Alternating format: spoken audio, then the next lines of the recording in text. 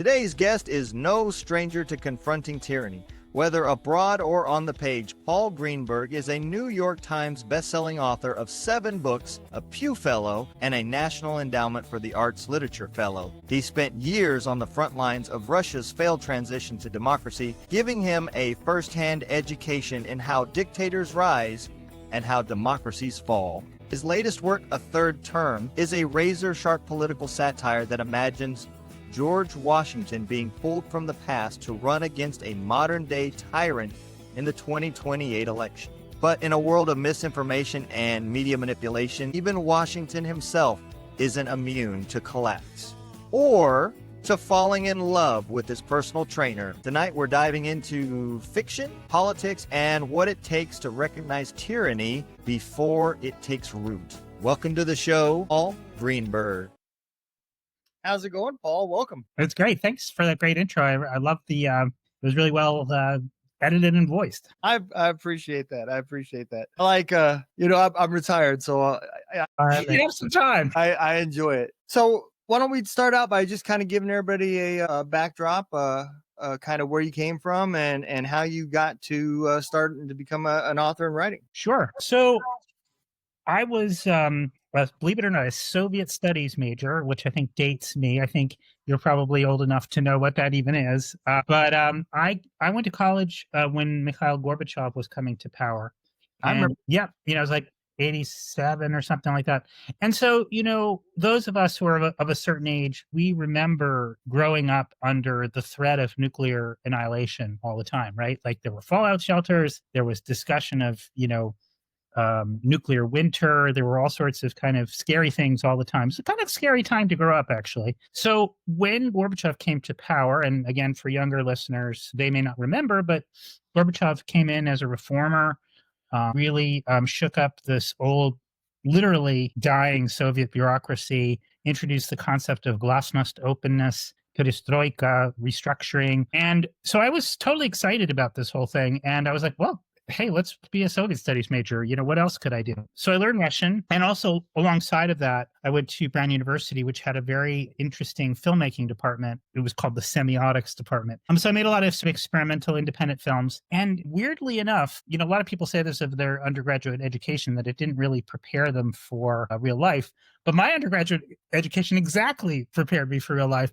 And I was hired just a few years out of college by this company called Internews, and they sent me to Russia to help reform Soviet media because by that point, the Soviet Union had collapsed. All these independent TV stations had cropped up everywhere. So I basically was like the Johnny Appleseed of independent media. I went to all these little tiny, TV stations, not unlike what you're sitting in right now. Like literally these guys, and they didn't have the benefit of the internet or digital technology. So, they literally had bunkers where they'd wire up to the general antenna of their communal apartment building and sometimes charge subscriptions. They could turn people on and off in the apartment complex.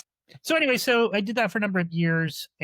But deep down, I think of myself as a creative person, and I always wanted to write.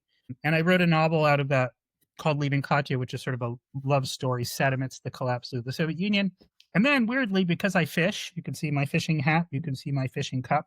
I actually got the call from first the Boston Globe and the New York Times to start writing sort of think pieces about fishing. And so I got very much into that. I wrote a bestseller called For Fish, wrote 2 more books about the ocean. But, along the way, I did a lot about writing about environmental law, about, the right we all Americans have to our open spaces and things like that. And so when Donald Trump came around the first time, it set off all sorts of, bells and whistles. And in fact, actually, I was a big fighter for something called Bristol Bay in Alaska. Are you a fisherman or a hunter of any kind? I'm a hunter, but I don't know much about Alaska fishing. So Bristol Bay is the biggest salmon fishery in the United States, possibly the world. And they wanted to put a giant copper and gold mine on top of it. And I happened on Instagram to see a picture of Donald Trump Jr. with his son fishing in Bristol Bay. Meanwhile, his father had actually given Scott Pruitt, his then EPA director, the go-ahead to proceed with his mine. So I wrote an op-ed for the New York Times, and it actually kind of helped grind things to a halt and help save the fishery. I mean, I was one voice among many. And so, that all led me to kind of into the world of politics. And so, I was watching the 2020 election take shape. And I was just seeing all the kind of crazy stuff that was coming out of Trump's mouth about, ammonia as a potential cure and all that kind of stuff. And I was like, gosh, and then, his supporters would just continue to support what he would say no matter what. And it suddenly occurred to me, gosh, if George Washington himself were to come back, I don't know that his supporters would choose Washington over Trump. And that was this little splinter in my head. And I started thinking about it. And for the first time in my life, I've always found love writing. It's my life, but it's hard for me. This was the first book that came to me completely finished into my head. It was like literally the voices were speaking to me. I wrote the book in a month, gave it to my agent. He couldn't sell it.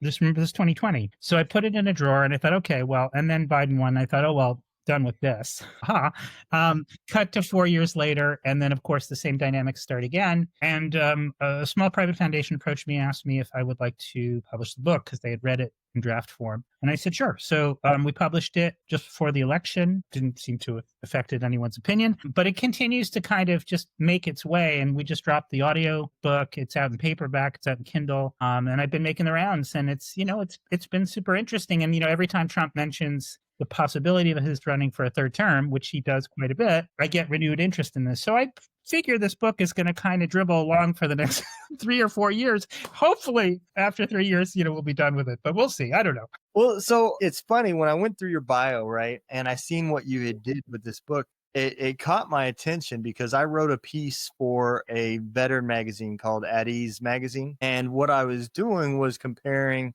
presidents that had served the military, which is the leadership style of non-military related president. And you really start to see a kind of an odd trend, until politics basically became a full-time career and that's all people cared about. And the presidents that were joining the military just to put it on their resume. Up until that point, the leadership style was quite different. It was more about the good of the many and keeping America going than it was any one topic necessarily with the White House. And then a non-military guy would come in and it was about building businesses and industry and stuff like that. You do see a weird trend. And when I came across this, I was like, oh, we definitely got to talk. I would love to see a third term with George Washington. I'm not going to. Well, yeah. And the thing is, of course, I was also influenced quite a bit by Lin-Manuel Miranda's musical Hamilton, though I never actually saw it. My son saw it, and, he grew up with that musical. And so we were constantly listening to the soundtrack. So, that version of Washington is presented as, just as you say, a very selfless person who thinks of the many versus the one. And I started diving into Washington's character as a general and as a president. And, he was often in private referred to as the general, just like his military identity stayed with him. And so that I use that parlance in the book quite a bit. But it is true. I myself, I didn't serve in the military. You did, I assume. Yes, I did. Yep.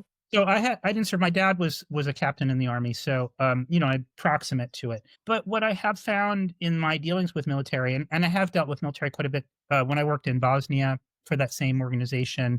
It was right after the Serbs were pushed back from the hills of Sarajevo. So we were constantly interacting with military and stuff. And I got a sense of the culture, and the chain of command and all that. But what I found when I went into Washington's biography is that, if you understand that you are responsible for the life and death of people beneath you, that is a whole other order of understanding the universe. And I would think that the best military leaders who then go on to become president or serve in major leadership roles, that they can't just banish that idea from their heads. And that, knowing, the foobar and the snafus that can happen when things go awry, probably every person who's been an officer who's served when things have gone wrong replays that in their mind and thinks about the chain of events that they set forward as leaders that led to somebody dying. And so I think that's how I imagined Washington. And also the last thing I'd say that I imbued militarily into, well, two things. First of all, courage. Washington was an incredibly courageous person. He literally, when he had his main battlefield commands in the French and Indian War, he literally led his troops into musket fire. And when he returned, his battle tunic had holes all through it. And people had no idea how that's possible. My father actually often talked about how you would come across people in the military who just in their heart of hearts just knew that they weren't going to die. And like those kind of people, and maybe they did die eventually, but they had that kind of blood and guts feeling and iron character about them. And I think Washington had that. But on top of it, I think that Washington also was just a man of character. And, you know, if he were held up to present day scrutiny, would his decisions hold up? I don't know. But I think his character would hold up because it's such a silly idea in a certain way of George Washington brought back to run for president in the modern era. I decided in the book to make it his campaign really about character. I'm not going to, we've seen in the last 4 months, like 5 months, all the things that have happened. I couldn't possibly tell you where we're going to be in 2028, who will be bombing, who's bombing us, what laws will be rescinding. So I don't even touch that in a third term. I just look at the question of Washington's character versus the tyrant's character. You know, and that was that when I did my research on him, the one thing that struck me was it seemed like he was ahead of his time because he already knew that the Lord gave him 2 ears and 1 mouth for a reason. And he was very, very good at listening to all of his officers underneath his commands, ideas and everything before he made his final decision. Yep. And so I think that would go a long way, even in today's world. It may confuse everybody underneath him, like, why is he actually listening to me? But I think that would be a good thing. Why don't we go and take a second and we'll play the sample. It's about 4 minutes long. Yeah. From the book, and we'll listen to how the pace of it goes. Okay. George Washington stood in the wings of Madison Square Garden and arranged his sash. There had been much fussing over how he would present himself to the New York crowd, and even some debate over whether or not the delegates would even recognize him. Any live person differs from his portrait, even in photography. The same was true of Washington. His face was decidedly more animated than the later portraits suggested. To complicate matters further, the improvements modern medicine had made upon him were notable. To begin with, his lingering pneumonia had been treated with antibiotics and good color had returned to his complexion. A pustule in his thigh, which had 3 times during his first term broken out into a nearly fatal condition, had been removed, and this long-standing affliction, which had strained his expression every day of his life, was now gone. But by far the most noted improvement concerned the general's mouth. Over the course of his years, first as general and later as president, Washington had enlisted the services of 2 dentists whom he'd taken into his greatest confidence, all for the purpose of addressing his deteriorating dental condition. In the end, only a single bicuspid of his original teeth remained, and this tooth had been tortured cruelly, made to anchor a set of dentures fashioned from other human teeth implanted in hippopotamus bone, which were in turn enabled to open and close through the intervention of a gold spring. This, to the dentists of 2028, was a work of steampunk. So gruesome and yet so ingenious was its design that they photographed it with their phones and saved the pictures for a time when it would be permitted to discuss their illustrious patient. Removing the last bicuspid, which was quite rotten by this point, the rehabilitation team had spared no expense fitting the general with a set of implants that matched perfectly his jawline and restored what would have been his natural profile. So much so that when the dentists finally finished, Washington's famously jutting lower jaw jutted no more. Nearly every day that he woke and felt no oral pain, Washington dropped to his knees and thanked the Creator tearfully. In the final years of his former life, Washington had been known for the stilted qualities of his speech, but no one had really known how much of this reticence had stemmed from the issue that the simple act of moving his jaws was profoundly painful. Sibilant sounds, the lovely S's, sh's, and zh's, were particularly hard to enunciate, and he had by the end of his second term come to excise whole lexicons from his public discourse to avoid the most troublesome consonant clusters. Now, in the wings of the garden, he felt that reticence lift. He could say literally anything he wanted without fear of his teeth falling out, or of aspirating a word he wished to use as a steady anchor for the next sentence. He felt, in short, nearly the same as he felt when addressing his troops when he first took up a battlefield commission against the French in '54. When the curtain parted, he heard the old fife and drum music played over a loudspeaker, and then strode to the center of the stage, remembering his blocking precisely, giving the profile that would be the most recognizable to the majority of latter-day Americans. Laughter punctuated the arena on one side, the crowd sensing perhaps a late-night comedian brought out to lighten the atmosphere. But on another side of the arena, A gasp went out, and then all at once, applause rippled across the venue as Washington moved closer to the edge of the stage, smiled a broad smile with his new dentures, and began his address. My friends, my good fellow citizens, my brethren in love of liberty, it is no less a surprise that I find myself here than you would have found in presupposing my presence. I have come hence tonight at the behest of this democratic faction to intervene at a moment of tyranny. Those that preside over this faction saw fit to summon me from the mansions of rest so that I might impartially and without want of personal gain guide you through this particular storm toward a safer shore. That at least was the hope presented to me. Here, Washington paused and looked through the stage lights at the 20,000 odd delegates and hangers-on that had gathered to anoint a nominee. There was a rapt, puzzled silence. So, it's funny. I was listening to that speech, and that's the thing that got me the most was just picturing if this was his term right after Trump, right? Different the speeches went. Trump says he died like a dog. And and then you got this guy. It's like, hey, look, I'm here. I'm impartial. I'm just here to clean up the mess. Yeah. Yeah. And, as readers will hopefully see when they read the book, that's the tussle, right? Is that, character, as I'm sure you witnessed in the military, is not immediately apparent, and that, sometimes the most blustery people that might have just come out of West Point or whatever will make the stupidest mistakes, because they're just full of themselves. They're full of their own ego and stuff like that. But people who have a really deep character based in deep experience of suffering, of loss, and so forth, that is a very quiet thing that kind of bubbles up. And I think that's sort of what I imagined Washington having, so there's all this media noise that he has to deal with. There's all this and let's face it, in the book, he's called the tyrant, and we can just refer to him as this. Our particular tyrant is very gifted in this respect, and this ability to kind of almost troll through the American brain with a fine mesh net and figure out what words are going to trigger people and get people excited. When you go back, you're talking about the juxtaposition of somebody from then versus somebody now,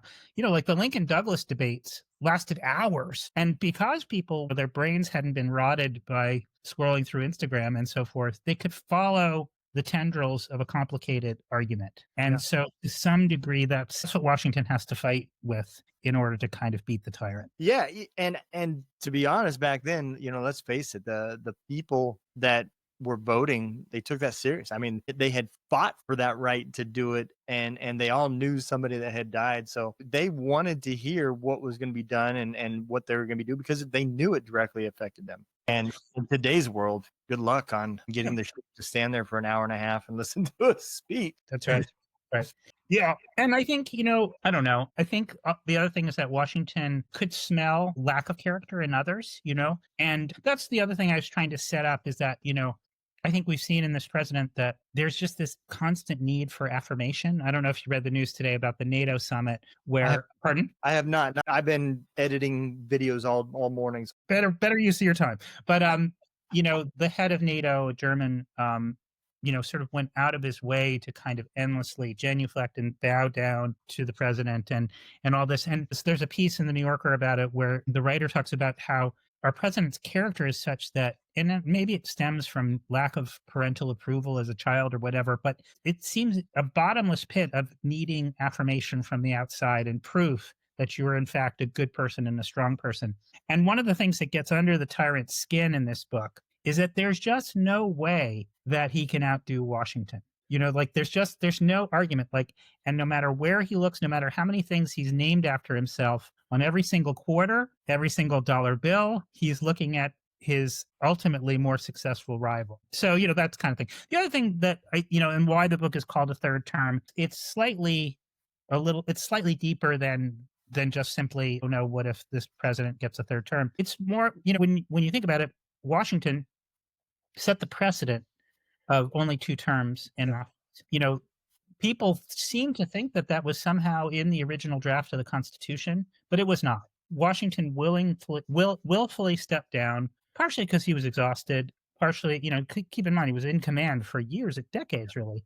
And that's exhausting. And, and as the audio excerpt shows was sick, was literally physically in pain all the time. So he gave it up. He wanted to give it up. And the Washington in my book doesn't really want it again.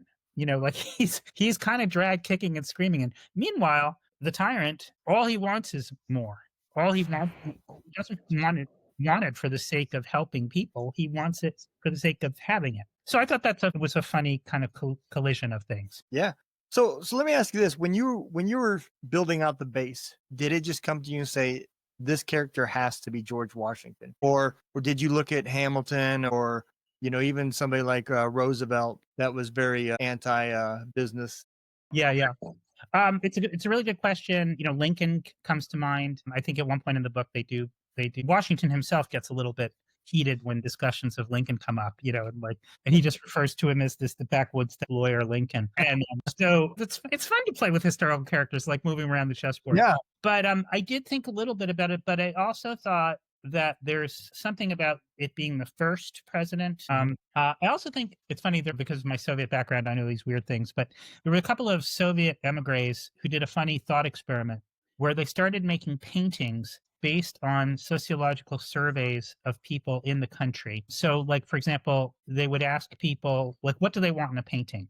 And they asked this in different countries. And Americans, they wanted the color blue, they wanted some wildlife, and they wanted a founding father, preferably Washington. And then they created a painting. And if you Google this, you can see them. They created a painting with Washington and a deer and a river and a blue sky. So I think that Washington is just very, very fundamental. I think, I will say that, I wrote the book and tried to sell it during the height of the Black Lives Matters movement. And you may recall from those days that Washington and all the founding fathers, anyone who had been a slave owner, was sort of hauled up the yardarms and castigated for it. I didn't like that. I just thought that was a kind of irrelevant argument to make. And I stuck by my guns. And 4 years later, I think people start to see the kind of over the topness of that. I ended up, going with Washington. It's funny because people, so all my other books were published by Penguin Press, one I published independently. And I've been working with, so that's a whole other interesting side story, but I've been working with a team of digital marketers who are particularly adept at kind of gaming the Amazon algorithm. And one of the things that my consultants keep telling me is that, you'll do much better if this is a series. And I'm like, a series? What's the next chapter?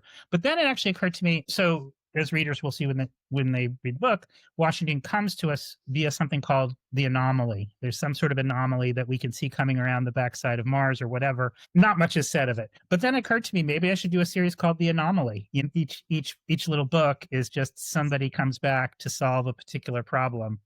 So maybe, even tie in the CIA. It's a dark military secret that they discovered how to do it. And so the CIA was bringing these people back. Well, since you seem to be a student of the military, like who would you like to see come back from the past? Well, I do like Washington out of the majority. Who was the next military one? It was not Hamilton. Hamilton wasn't president, but it was after Washington comes Adams, and then we get Jefferson. Jefferson, I believe, was the next military, and Adams was not, if I'm not mistaken. I don't believe so. I think they were all, it's like the funny thing about, I think about the founding fathers the way I think about people from Alaska. Mm-hmm. Almost everyone I've ever met in Alaska knows how to build a house with their own hands, and I think that's like, we take it for granted that, these were frontier people. Even if you had a big plantation, you knew how to do shit. And, in the course of, I had a temporary appointment down at Duke University in the summertime. And so on the way down, we went to Monticello. And on the way back, we went to Mount Vernon. And both cases, yes, there were slaves for sure. They were doing the majority of the work. But the plantation owner was doing stuff and knew about stuff and knew about all these kind of different aspects of things. Whereas, we today don't seem to know how to do anything. Yeah, no, you're absolutely right. It is definitely a different world. And I would love to see this actually happen. I would change from being politically homeless to actually caring what they have to say if I could see something like this.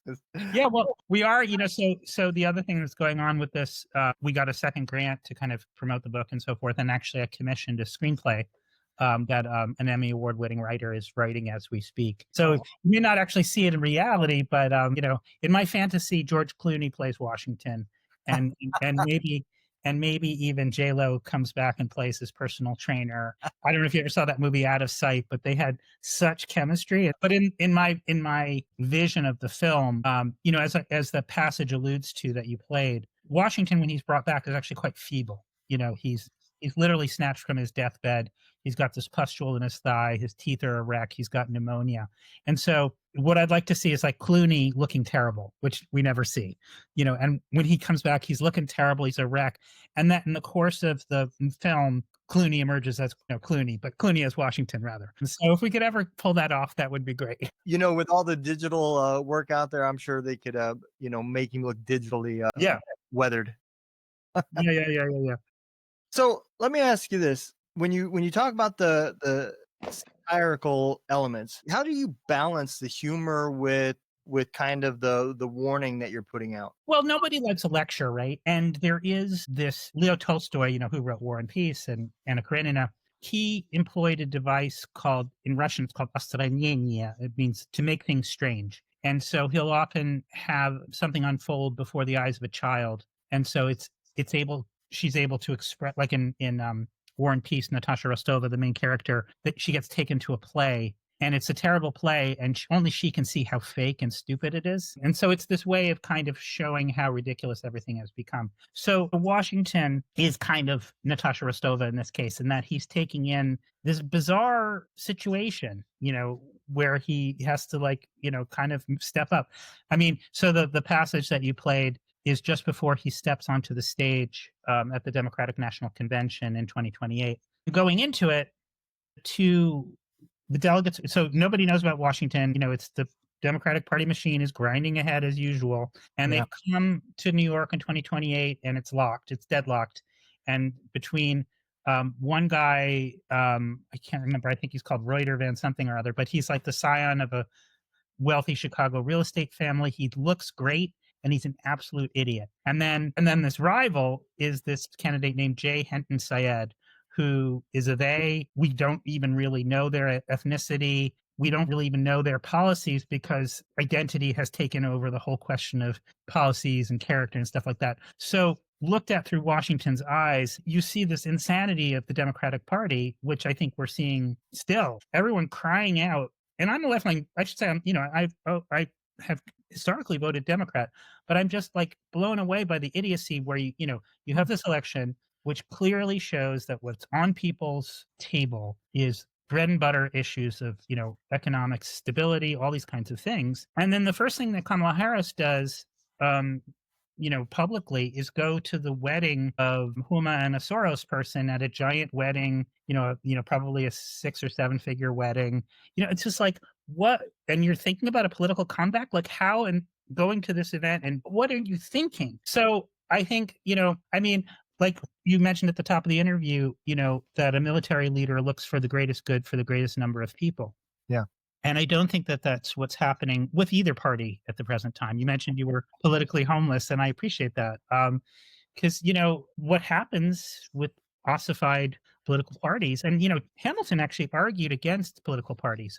In the Federalist Papers, one of the Federalist Papers is about parties, about political parties, because they become these machines that grind out these products that aren't really people, that just hit a tin drum to kind of rally people around something that they don't necessarily even believe in. That was one of the bigger arguments, I believe, that Adams and Hamilton had. Because the more I thought about it, Hamilton was like the treasurer or something. Treasury secretary. So, even though Washington was part of that party, he really didn't do anything with it. He wasn't a big fan either of it. He kind of felt like it got in the way of doing what he felt was right versus what should be done. Yeah. And I think early on, we still see it played out, but I think the main debate of the post-revolutionary period was the question of a federalist state where a central bank, federal institutions versus Articles of Confederation type government where the states have more power. So that drew the lines right there. But you could see in another world where that didn't necessarily have to be assigned to one party or another. Like if you are just two people instead of two parties reasoning through your own personal lens to why one way or another way would be preferable, to me that's much more honest. You know what I mean? And this whole question of the party platform and all these kinds of things, it just sort of pins you to these funny things. Like, you as a hunter, I don't know if you've been following this whole question of privatizing public lands, and it's recently come up in this bill that's before Congress at the moment, the big, beautiful bill. One of the provisions is to sell off public land, supposedly for affordable housing, but the question of it actually being used for that, I think is really unlikely. But you as a hunter and me as a fisherman, the idea of public land should be sacrosanct, the ability to go get your food, engage with wilderness. And nobody ever, would have personally put that into a bill. But when you have interests, political interests, sort of sitting on this thing called a party platform, then these things get shoved down our throats that the majority of us don't want. Yeah, I think you could probably, if you took and you said, okay, look, I'm gonna make the very, very far right, the Republicans, and the very, very far left, the Democrats, you could literally start another party for the 80% that's in the middle. Because most of us have some Democrat views and we have some Republican views. We're in this common sense era.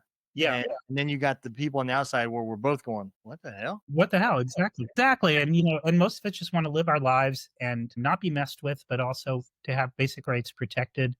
Yeah. To, have a country that, we can feel proud of. So, going back to it, I think Washington would have seen it. I don't know. In the context of my novel, he sees it. And it's in a way like there are a couple moments in the book when he is actually ready to cut and run and not do this again. But I think it's his call to duty that maybe makes him think that it is his duty to try and do this. Yeah. And, I think we've lost a lot of that. I admire you, for having served. And I think, I don't know that I would put a draft, a standing draft or a peacetime draft on the American public. But I do think the idea of mandatory service of some kind is really important. When I was in university, took a year off, and I worked for this fabulous organization called the Student Conservation Association. And what it did is it gave you, the grand sum of $40 a week in food,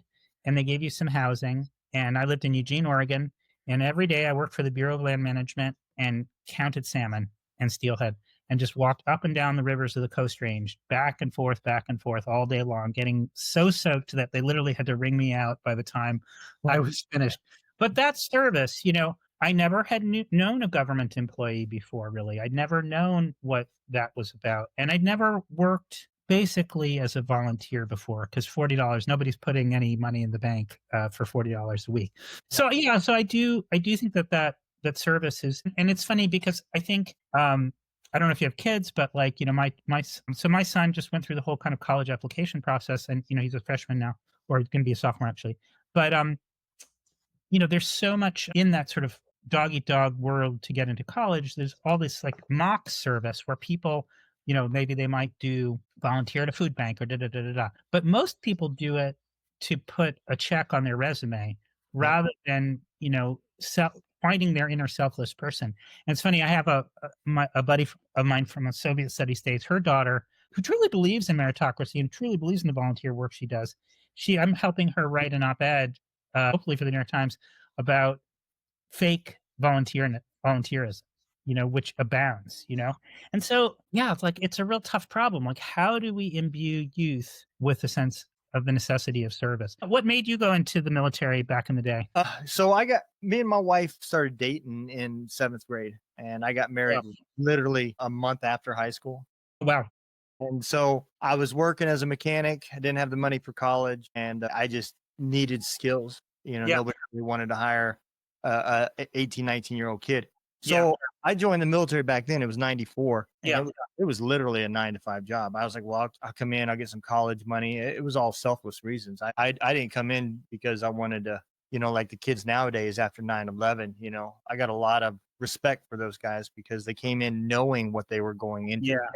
Yeah. So I think that's great, And I do got some beef with the government. I do watch the news most mornings while I'm waking up. What's affecting the veterans out there? Are we sending our troops somewhere? Is there fighting? Because I got an issue with the government, and my biggest issue is I did 20 years, so I retired in 2014. But out of that time, I spent 68 months between Bosnia, Iraq, and Afghanistan. That's over 20% of my career was spent fighting for my life. Yeah.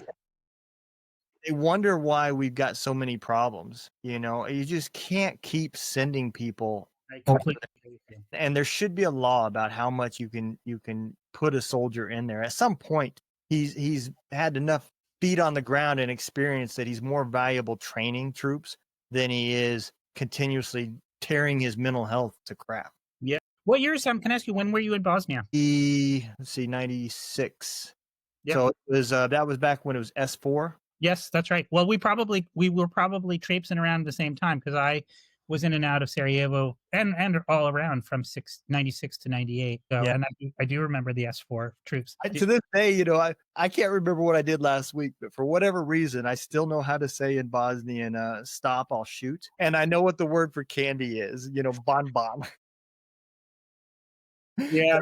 The kids would say it all the time, man. They would stand at the edge of our guard towers. Give me bonbon, give me bonbon. And that's actually, I thought Bosnia is a fascinating place and sad place, in the sense of, like, you really see what happens when a country tears itself up. As listeners may or may not know, once upon a time there was this country called Yugoslavia. And do you know that the war in Yugoslavia started in a soccer match? Apparently it was a Croatia versus Serbia soccer match that it devolved into a riot, and then it went military. And then, first there was the war between Serbia and Croatia, and then Bosnia, which was so multi-ethnic, tore itself apart. There's a joke I remember somebody telling me, why didn't Bosnia fight in the first part of the Yugoslav war? Answer is they went directly to the finals, which they did. But and then going back again to my book, and what I'm trying to say is that, there is nothing worth tearing your country apart. And I've seen it firsthand. I've seen it in Bosnia. I saw it in the West Bank and Gaza. To some degree, I saw it in Tajikistan and Georgia, Azerbaijan. And these politicians that talk this inflammatory language don't realize that it's literally playing with fire. And it's just not appropriate for a leader who wants to run his government. And going back to the premise you opened the interview with, a leader should be somebody who is for the greatest good for the greatest number of people. And if you're constantly speaking to 39% of the population and not 100%, or at least 90, then you're not doing your job as a leader. So, tough times. So, I applaud your work abroad all those times. So you were in Afghanistan as well? I was. That's where I spent the majority of my time was Afghanistan. I did 3 tours. I can't remember exactly how many to Iraq. Yeah. But the majority of my time was Afghanistan. And what you were saying earlier is exactly right. Because, everybody asks me, what is Bosnia like? And I tell them, I said, it's crazy, because I drove from Tazar, Hungary, all the way to Bosnia. Yeah. And when you go through Croatia, it is just a beautiful place. Yeah, we're driving down the road and people are coming out of their houses waving. And I remember seeing all these girls wearing these dresses like a Little House on the Prairie. That's exactly what it kind of looked like. And then it was like toothpaste stopped right there at the bridge. And when you went over into Bosnia, like the first thing I remember seeing was a school that had these like 50 cal round holes in it. I seen people like burning their grass to try to stay warm. It was crazy. And around Sarajevo, the way they toppled over trams and buses as barricades. And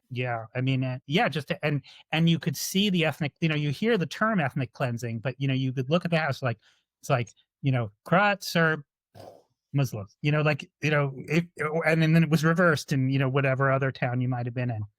And I think, the other thing that, and I'm sure you realize this, to reverse that, right, to get back to a point where people tolerate each other after they've killed each other is so difficult.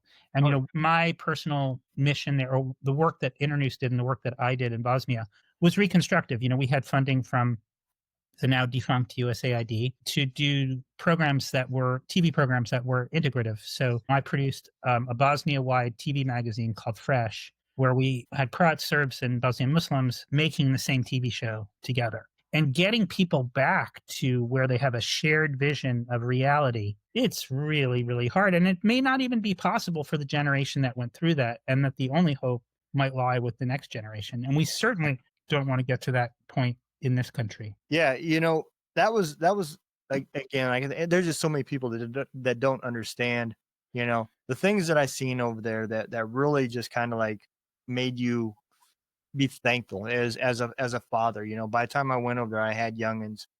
The kids never walked on grass. If it wasn't concrete, they did not walk on it. If it was a mud puddle, they didn't walk through it. And you're like, man, that is kids, jumping in mud puddles and running, getting muddy in the grass, and Because of the landmines. yeah, Yeah. there was still 1.5 million when we were over there. Yeah, and I don't know if you have this, but to this day, if there's a choice between walking on grass or asphalt, I just default to the asphalt. It's really funny. And yeah. Yeah, the training over there, they teach you that if you're walking and you hear boom, do not dive on the ground, because it's not a missile, it's a landmine, more than likely, right? Yeah. They'd freeze. But then I went to Iraq and Afghanistan, and it took me a while to get that training out of my mind. And I would hear an explosion and I'd be stuck in this like half crunch, dive, stand up. What am I supposed to do? Yeah. It's just such different worlds over there. Yeah. And yeah, it is. Yeah. Our biggest part was, and people don't understand, the government had been destroyed, and so when we were over there, they were trying to stand there was a government in place, but that we're trying to enforce the policies and laws again. So no, this was in Bosnia. My big picture, my big image of what I had to do over there was I worked with the scout platoons, and we had checkpoints. And if cars came through with the wrong license plates, we would tow them and take them back to the Bosnian military place, and then they would have to go down and actually register their vehicles and so forth. So that's what I did for a long time. Just to explain to listeners, I think you're referring to, as I recall, license plates were a form of ethnic identity. Yeah. And in the old license plates, you would have three letters, three numbers, and in the middle, a symbol that indicated whether you were Bosnian Muslim, Croat, or Serb. Yeah. And I think S4, and I think the international community got rid of that. And you had to have numbers, and then you had to have letters that were the same in the Cyrillic alphabet as they were in the English alphabet. Or in other words, you couldn't have something that was exclusively a Cyrillic letter. And so that was an attempt at trying to reestablish freedom of movement. And we had to do that. What were we Americans had to do that. Yeah, it is just insane. We had kids, how do you teach kids that have nothing? And all they want is some candy, and they think if they help you, they're going to get some candies. We had kids that would be bringing up like Russian grenades that they found and trying to bring them to us. And here we are screaming at them, telling them, stop, put it down. We don't want to shoot you. You're just like, please understand what I'm saying. Those kids grew up, by the time they were 10, they were probably the same maturity as an 18-year-old in America. And it is tough to watch that happen. Yep. It makes you thankful. It sure does. Well, you're one person who certainly earned his retirement. So I hope you're enjoying it. I always remember being out on a fishing boat maybe 10, 15 years ago. I was a real old geezer on the boat, and it was pretty rough. I was like, what are you doing? He's like, I'm retired. And, it was really rough, and people were throwing up. And I was like, you enjoying your retirement? And he looks at me, he goes, I enjoy every golden day. And he, totally heartfelt. Yeah. I started a nonprofit for veterans, and I work that full time, and I podcast. This podcast started out as therapy for me. I didn't realize that's what was going to happen, but by the end of the season 1, I realized I was talking about things that I didn't normally talk about. Yeah. I've been doing it ever since, and I rebranded the name to be a little bit more politically correct. Or when I started the Veteran Voice Radio, it used to be called Two Drunk Dudes in a Gun Room. And let me tell you, I would get mail all the time, Facebook, Instagram, and it was either you loved it or you hated it. There was no middle ground, that name. But people just didn't understand. That was just veteran humor. It wasn't me saying you should get drunk and start playing with guns in a gun room. It was just a few things that veterans found. And the show was just a Facebook Live show. It was just us bringing our soldiers back. We had a couple that had committed suicide. And so it was really just for the people we served with. It wasn't for everybody. I didn't expect it to take off, and people just started spreading it, and it just grew. It's great. Well, and going back to, you had asked me earlier, why did I choose Washington?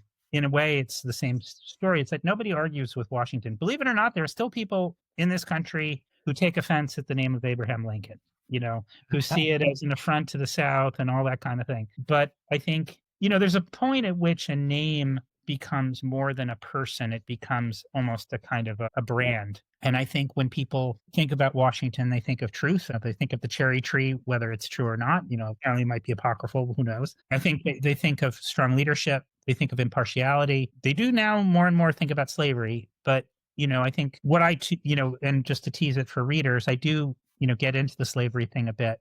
And when they bring him back, there's the sort of secondary character in the book is a guy named Robert Tonnelly, who's a kind of campaign manager. He's kind of a campaign magician, kind of along the lines of like David Axelrod or David Plouffe, who, shepherded Obama in. But early on, he and his number two are having this conversation just before Washington wakes up. It's like, well, are you sure about this? Like, do we need to game out this whole slavery issue? And Tonnelly, the campaign manager, says, are you kidding? Slavery is the last thing that's going to get brought up by the other side's never going to bring up slavery. So as readers will see, it does get brought up. And so it is, it is something I do believe that slavery is something that we continue to have to grapple with as a country. It underpins a lot of our thinking about the world. But, we are ostensibly a country that believes at our root in liberty. And if we're going to put our money where our mouth is, then we have to grapple with that and figure out liberty and respect for all Americans. Yeah, no, you're absolutely right. I was stationed in Qatar for a while. And if you want to see human trafficking and tell me it doesn't exist, go to Qatar and you will see really quick that it does fully exist. And all that is the modern, it's slavery with a very minute wage is really all that is. That's right. And in my world of, I write a lot about fisheries and, there's this whole phenomenon of sea slavery. One of the reasons that we still in America sometimes can enjoy cheap fish, particularly things like tuna, is that, these ships they have labor brokers, at shore in, say, Thailand, or I think the Rohingya minority in Burma was particularly susceptible to this. And they'd say, we'll offer you a great job, So they sign your papers, you get on the ship, they take your passport, and boom, 3 years later, you're basically barely getting paid. And you're a slave. So, yeah, I mean, and there are some people reporting on it, but, it's one of the reasons people come to this country. Let's face it. It's like, and I know there's a lot of anti-immigrant sentiment at the moment. But, we are, for better or for worse, as advertised, a country that seems to want to allow people to realize their own liberty. And that's a powerful force. Who wouldn't want to come to try and get a piece of that, No, you're absolutely right. And a lot of people that are complaining and talking about stuff like this right now, they really don't even know the true details about how a lot of that stuff worked, about how migrant working visas and stuff like that. Actually, there's things out there where you don't have to wait years to get a visa. If you're just coming over to be a worker and then you're going back home, there's specific visas for that. If you're trying to get citizenship, now that's a whole nother world. That's you're talking years down the road. But I think the big thing is that's really changed. It's not so much the government as much as the people. We've got all of this technology, and the moment 15 seconds after something happens in the world knows about it. But yet the people back then that had to wait weeks for a newspaper to come out were more educated about the government and things than what we are today. That's right. And that is kind of sad that we have allowed ourselves to get to that point. Yep. Well, I think that's what I'm trying to do. I mean, I think to some degree, this is a very short book. It's 100 pages in all. And so it's fairly low buy-in time-wise for people to get involved with it. But just like Hamilton, the musical, was this, what's amazing about Hamilton is that every child I know who went through the whole Hamilton musical experience can tell you the difference between can tell you about the establishment of the National Bank. Such an obscure fact, but it was made into a rap number in Hamilton. So, this is my little contribution to let's all read the Constitution. How about that? It's a good Sorry. Let's understand the values that we're trying to defend. And then once we've kind of, beefed up our knowledge about what our system actually is, then let's debate. But let's not kind of go in guns blazing with my point of view before understanding what it is that, underlies and underpins everything. So anyway, listen, I should probably bounce, but thanks for talking. It was a really interesting, lovely conversation. I really enjoyed hearing about your experiences. Absolutely. And I'm definitely going to get the book because I definitely want to read it. So I think a lot of people will find it the way you're tying it in. I don't know if you ever heard it real quick, but the on YouTube, there used to be these old battle raps that they used to do. And it was like Benjamin Franklin versus, Abraham Lincoln. But it was kind of the same thing. They were kind of educating you a little bit about those eras and they were using it against each other. Yeah. But this might be the way it takes to educate some people. The ultimate battle rap, Washington versus a certain person in 2028. There you go. There you go. Well, Anyway. I appreciate you coming on, and I'm going to throw the exit video out. And anytime you have a new book coming out and you want to promote it, you are more than welcome to reach out to me and we'll get you back on. Thank you so much, Don, and enjoy your retirement. You earned it. I appreciate it. Thank you very much. Take care. Bye.